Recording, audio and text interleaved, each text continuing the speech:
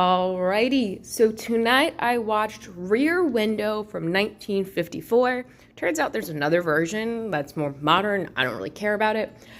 So to clarify, it's the OG Rear Window 1952 Alfred Hitchcock. It's an experience.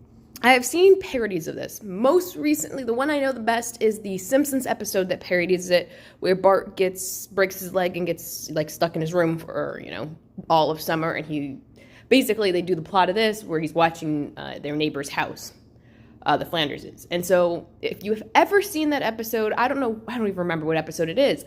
At the end of that episode of The Simpsons, he thinks Flanders, murdered his wife. At the end of the episode, you find out the wife that, Maud Flanders was fine. She went somewhere else. She was perfectly fine.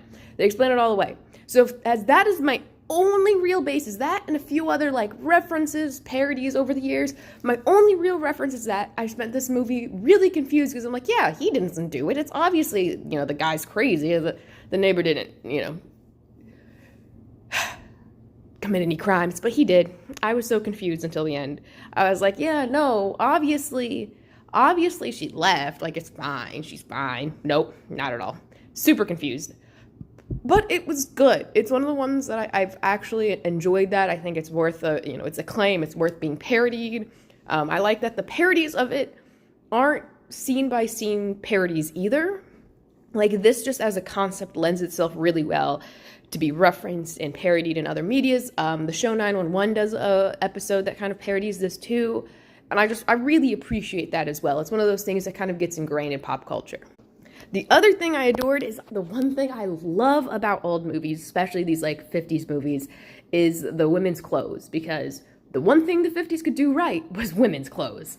The issue is, maybe not as much variety as we have now, but my favorite period of fashion right there is the 1950s and the 40s, but mostly the 50s. And so, the love interest, every scene she's in, she's just got the best everything on it. It's gorgeous, gorgeous, start to finish.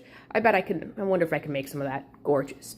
Overall, I'm going to give this an 8 out of 10. It was actually a really good movie. I kept getting distracted and I got a little bored. But overall, the plot was good. Oh, the plot was pretty well thought out. Sorry about that. My cat jumped into my arms from the ground, which is cute, but makes it really hard to hold a phone and record a video.